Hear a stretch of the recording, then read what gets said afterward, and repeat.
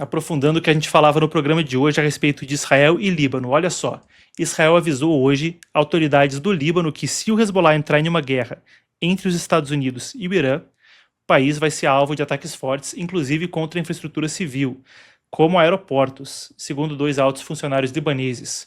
Essa mensagem teria chegado por vias indiretas. Benjamin Netanyahu, o gabinete dele e a presidência libanesa ainda não comentaram, mas o premier libanês Nawaf Salam pediu que o Hezbollah não leve o país a outra aventura. A gente tem aqui a fala dele. بس ولكن نحن مش حنسمح ابدا بقى حد يدخل البلد بمغامره جديده. كفانا مغامرات. دخلنا بمغامره ما سمي بحرب اسناد غزه، كلفتها على لبنان ما بدي اقول كانت كبيره، كانت كبيره جدا جدا جدا، وما في حدا بقى مستعد يعرض البلد لمغامرات من هذا النوع.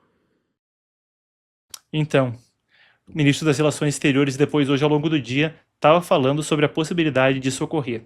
O líder do grupo terrorista Naim Qassem disse que não é neutro e decidirá como agir. Claro, o Hezbollah é um grupo terrorista apoiado pelo Irã. A gente foi mais a fundo nisso na matéria de hoje mais cedo, aquela ali primeira do programa. Você que chegou agora, volta lá. Você que está assistindo o corte, assiste o Epoch News inteiro de terça-feira, que cá entre nós, as views aí estão meio mambembes, né? Não sei se foi a imagem de capa, o que foi, mas eu acho que tá grafino aí para quem está acompanhando.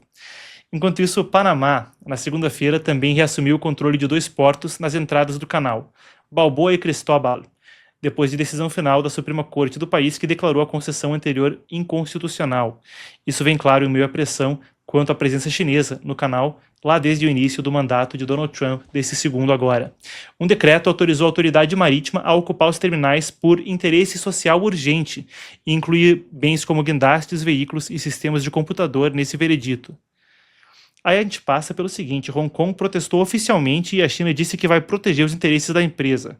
Lembrando, antes estava com a CK Hutchinson, uma empresa chinesa, havia uma aparente transferência para a americana BlackRock, sempre aí no palco do debate a respeito de investimento, ONGs, controle de fundos financeiros, mas aí seria uma transferência que aconteceria de uma empresa chinesa para uma americana, e aí ficou travada na regulação chinesa. O Panamá disse que vai garantir as operações e planeja gestão transitória por até 18 meses, enquanto seleciona operadores de longo prazo, e isso aí fica trancado. Mas se a gente estava falando de China, a China restringiu hoje exportações para 40 empresas japonesas. Isso aí é importantíssimo, tá? Talvez a gente devesse até ter explorado isso aí mais a fundo, mas se não for agora, a gente explora amanhã. Isso aí é importantíssimo. 40 empresas japonesas, então, dizendo que elas contribuem para a remilitarização do Japão.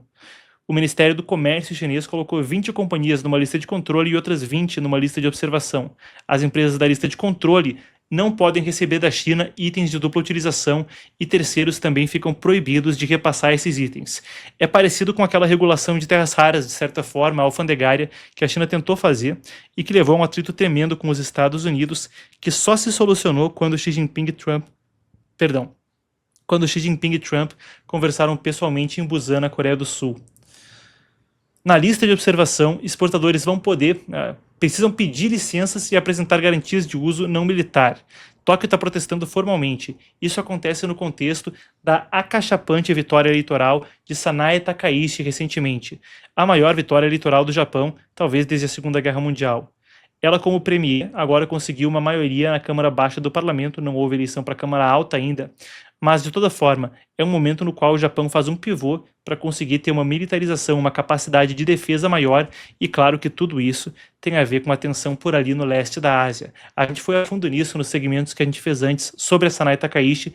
Vale a pena dar uma voltada, porque por mais que a notícia não esteja tão atual, naquela voltada vocês vão poder pegar as análises da época que também ajudam a gente a dar aquele mergulho a fundo nesse assunto.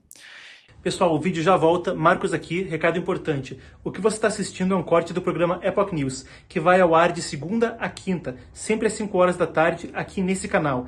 Inscreva-se e não perca nenhuma edição, nem as nossas coberturas especiais de eventos globais. Absolutamente imperdível. Mais uma coisa, hein? O link na descrição vai te colocar no newsletter O Panorama, o nosso newsletter gratuito de geopolítica, que vai sair da superficialidade e, assim como acontece aqui no canal, te colocar em contato com o mundo e a história. Epoch Times presente em 36 países, 23 idiomas, e você vem junto conosco nessa. Se inscreva.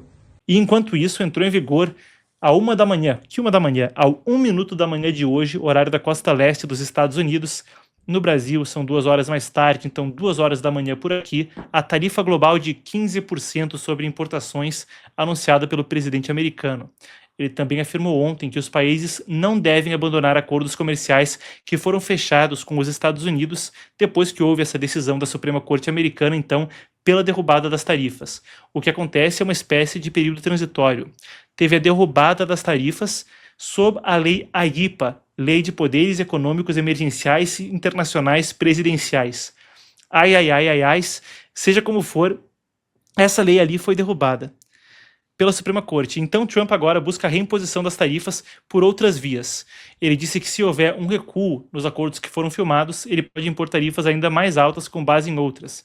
O Trump até mencionou em publicações a possibilidade de cobrar taxas de licença para aumentar as tarifas atuais. Na União Europeia, o Parlamento Europeu adiou a votação da ratificação do acordo União Europeia-Estados Unidos, enquanto se aguarda para ver o que acontece. E uma atualização para a gente concluir sobre a questão do México. Aliás, obrigado pela audiência ontem. Eu acho que a gente conseguiu fazer um bom trabalho de ir a fundo com o que estava acontecendo no México, e esse retorno, esse apoio que vem de vocês também com a audiência, por certo, motiva a gente demais. Vamos lá então. A polícia do México procura 23 presos que fugiram de uma prisão em Puerto Vallarta durante a onda de ataques atribuída ao cartel Jalisco de Nueva Generación, o cartel então que depois da morte do El Mencho, seu líder no domingo, fez o caos por ali no México. Puerto Vallarta foi uma cidade que ficou com zonas de guerra, é carro queimado, é fumaça subindo, um negócio horroroso. Nisso, aconteceu o episódio no qual os criminosos do cartel então foram buscar atacar uma prisão, soltar alguns dos presos do cartel que estavam por ali, acabaram na confusão que havia conforme jogavam um carro contra o portão da prisão, permitindo a fuga de 23 presos. Se descobriu hoje, depois de uma contagem nova, então, e agora estão foragidos. A polícia mexicana vai atrás deles. Bem, pessoal, eu acho que por hoje a gente fica por aqui então, mas não completamente, tá? Porque é o seguinte... Hoje, a partir das 9 da noite, começa a cobertura. A fala do Trump deve ser a partir das 11. Então só vou entrar nas 11. Não, entra antes, porque já ali a partir das 10 vai ter o clima acontecendo ali no Congresso, vai ter a entrada da primeira-dama, vai ter a entrada dos membros da Suprema Corte, vai ter todo o linguajar político e a gente vai estar analisando tudo, passando o pente fino e te levando para dentro do Congresso dos Estados Unidos para ver um dos momentos mais importantes da vida política, não só dos Estados Unidos, mas de todo o mundo. O momento onde há o discurso do Estado da União, o discurso anual do presidente dos Estados Unidos para o Congresso americano. Estado da União, até um dos slogans que há nos Estados Unidos, é E Pluribus Unum, em busca de uma união mais perfeita. E aí, esse discurso do Estado da União é quando ele vai falar para o país qual que é o estado de coisas. Imperdível, discurso às 11, cobertura começa às 9, você vem com a gente. Esta live já vai redirecionar para lá, e mesmo que esteja longe da hora de começar, você vai clicar no sininho para garantir que você não vai perder essa cobertura conosco. Tá combinado? Então tá combinadíssimo. Até breve no discurso do Estado da União. E antes de encerrar, eu quero responder uma pergunta. Que teve um negócio, foi comprado pela China, como assim? Pessoal, como assim digo eu, tá? O Shenyun Performing Arts é uma companhia de gente que sobreviveu à perseguição do Partido Comunista Chinês. É uma companhia americana com sino-americanos que, sobreviventes do regime, buscam resgatar o que era a cultura tradicional chinesa antes da Revolução Cultural do Partido Comunista. Tanto é que, apesar de ser o principal espetáculo de dança clássica chinesa em todo o planeta, não pode se apresentar dentro da China, onde o espetáculo é proibido. Então, essa preocupação não existe, e aliás eu digo, pessoal, pode ser que por vezes haja uma imagem distorcida quanto à China por causa da cruel, a brutal ditadura do Partido Comunista Chinês, que, a bem da verdade, é a organização que mais matou gente em qualquer lugar, em qualquer tempo, na história do planeta. Mas o que esse espetáculo está fazendo é precisamente um ato de resistência quanto a isso, no sentido de buscar resgatar o que era a cultura antes desse ínfimo período de uma civilização de 5.000 anos onde há o totalitarismo comunista. O que se busca resgatar no show é o que havia antes, certo? Então acho que aí deu para entender o contexto. Não à toa o Epoch Times é o parceiro oficial de mídia no mundo todo do espetáculo. A gente também tem a origem de ser criado, uma organização criada por sobreviventes do regime chinês. Quem não conhece a história, dá uma procurada aqui no canal, eu já cobri isso várias vezes anteriormente. Certo? Então, combinado, eu te vejo hoje a partir das 9h15 da noite, discurso começa às 11, te vejo no Estado da União. Fechou então, até lá.